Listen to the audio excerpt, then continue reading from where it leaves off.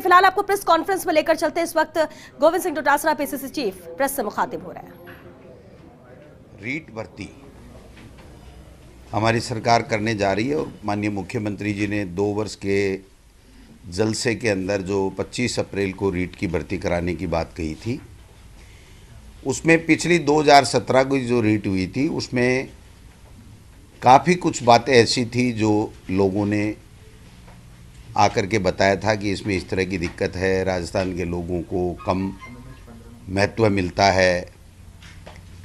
कई डिमांड्स थी जो रीट परीक्षा देने वालों की, उसको देखा गया। कई जो वीकर सेक्शन हैं उन्होंने ये कहा था कि साहब इसमें हमारे दिक्कत आती है।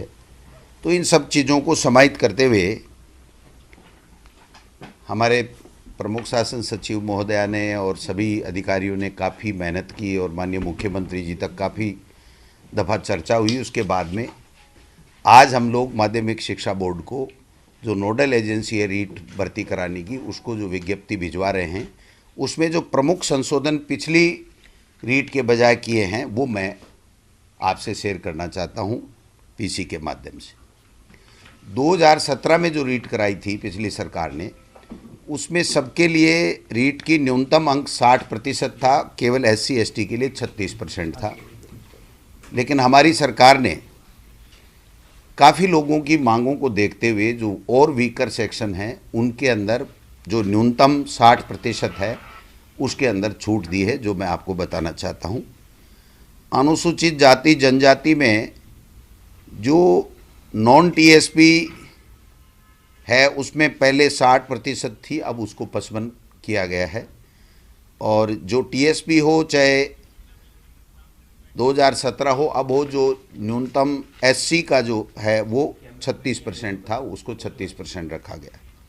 दूसरा, अनुसूचित जाति, पिछड़ा वर्ग, अति पिछड़ा वर्ग, MBC, EWS, इन सभी श्रेणियों में पिछली 2017 की रीट में 60% था, जिसको 5% की रियायत देकर के 55% किया गया है। समस्त श्रेणी, विधवा, परित्यक्ता, महिलाएं और भूतपूर्व सैनिक, इनके लिए भी 60% था पिछली भर्ती में। हमने इसमें 10% की रियायत दी है, 50% न्यूनतम अंक हमने माने हैं।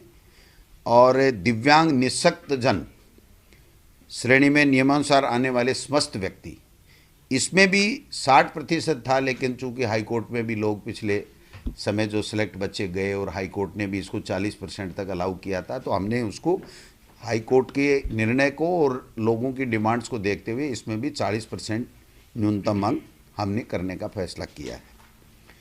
दूसरा, शहरिया जनजाति के लिए बहुत कम पात्र व्यक्ति मिलते हैं, तो पहले 60% ही था, लेकिन इसमें शहरिया जनजाति, शहरिया क्षेत्र के लिए हमने 36% किया है।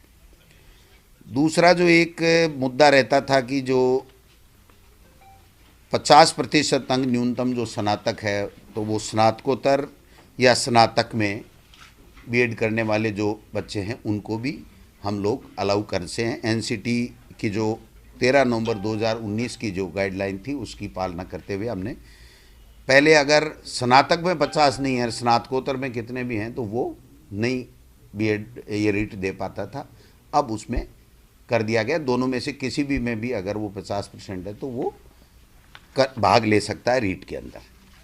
दूसरा जो न्यूनतम अंकों का था, बाकी अन्य कैटेगरी के लिए जो 12वीं में या जो BA में, उनमें जो छूट थी वो EWS और ये जो हमारा दूसरी दोनों MBC है उसमें भी उसको शामिल करते हुए पहले की तरह बराबर इन दोनों कैटेगरी को भी हमने शामिल कर लिया है।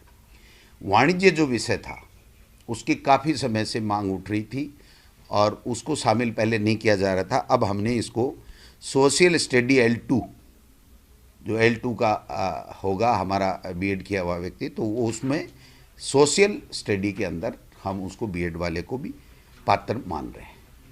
एक रीट के साथ हमें सिलेक्शन का जो क्राइटेरिया था, जो पहले रूल थे, उसमें 30% एकेडमिक के थे और 70% रीट के थे। तो हालांकि ये रीट का पार्ट नहीं है, लेकिन बताना ज़रूरी है, क्योंकि जो बच्चा रीट दे रहा है उसको ध्यान में रहना चाहिए कि मेरा सिलेक्शन का क्या क्राइटेरिया है।